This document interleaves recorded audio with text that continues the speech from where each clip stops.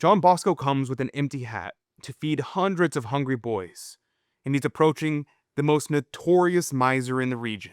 And yet he goes to his safe and pours out 2 fistfuls of gold coins inside the hat. 5,000 lira. What on earth did Don Bosco say to make that happen? The Miracles and Prophecies of St. John Bosco, a project of America Needs Fatima.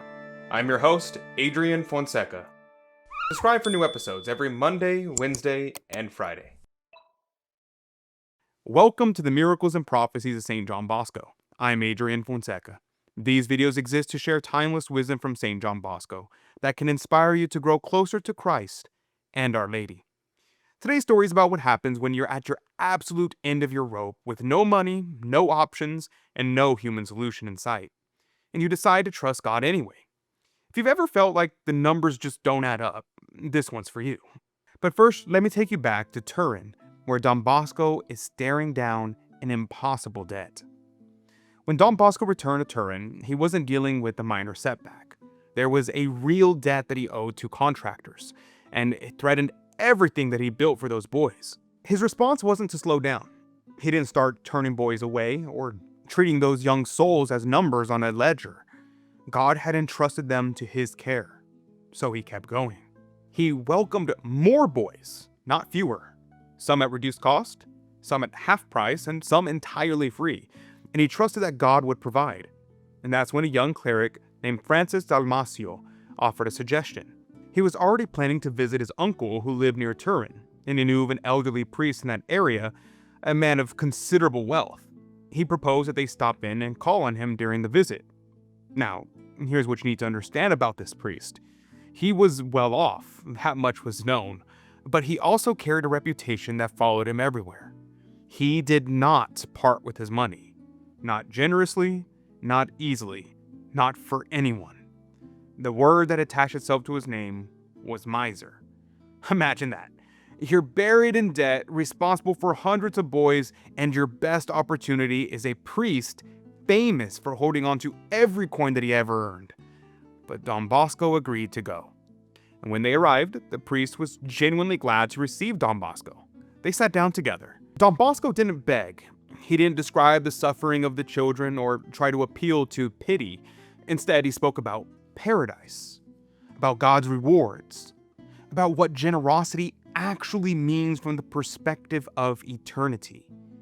He told the priest what he had written and believed with his whole soul, that almsgiving is one of the most effective yet most neglected means of gaining paradise. And every act of generosity given out of love for God is in truth an act given to God himself. And by means of charity, we close the gates of hell behind us and open those of heaven. Those who spent their lives near Don Bosco said that when he spoke of heaven, there was no one like him. That's what the priest was hearing now. Not a guilt trip, not a fundraising pitch. A man who believed with his whole being that eternity was real and that what you do with what God gives you determines where you spend it. Slowly, something changed in the room. The man who had gripped his wealth his entire life, his eyes began to fill with tears. Don Bosco had finished speaking. The room was quiet. What was this priest, famous throughout the region for never parting with a single coin, about to do? What Don Bosco said in that room is worth sitting with for a moment. He believed and preached that almsgiving is one of the most effective yet most neglected paths to paradise.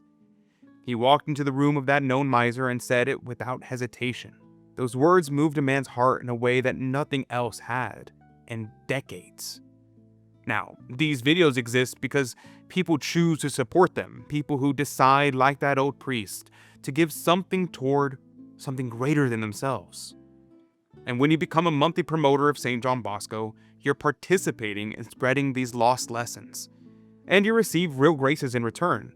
Don Bosco told that old priest, "By means of charity, we close the gates of hell behind us and open those of heaven." That was his deepest conviction about what giving does to a soul. So click the link in the description right now to become a monthly promoter of St. John Bosco. Make that decision now while you're still thinking about it. In the meantime, let me tell you what that old priest did next. The priest rose from his chair. He didn't say a word. He walked to his safe, the place where he had kept his gold his entire life, and he opened it. He reached inside not once, but twice. 2 full handfuls of gold coins. And then, without counting, without hesitating, he turned and emptied them straight into Don Bosco's hat. 5,000 lira. A few coins bounced off and pinged on the floor. And Don Bosco stood there, holding that hat, looking down at more money than he had ever received in a single moment. When Dalmacio told the townspeople what had happened, they called it what it was, a miracle. And they were right, not just because the money appeared, but because of the transformation that made it possible. A man who had spent his whole life guarding his wealth gave everything that Don Bosco needed in one decisive motion. And not because he was pressured, but because he had glimpsed, however briefly, what that gold was actually worth in eternity. By late October, nearly 600 boys were in Don Bosco's care. 600! Every one of them needing food, clothing, shelter, and education. Many could pay nothing. Don Bosco welcomed them anyway, trusting as he always had that Providence would handle what he could not. The debt was paid. The mission continued. Don Bosco didn't go to that priest with a clever strategy. He went with a truth that had shaped his entire life. What you give away for God, you gain forever. That old priest had spent decades holding on, and in the space of one conversation about paradise, something cracked open in him that all those years of accumulation had kept sealed shut. Here's what I want you to think about.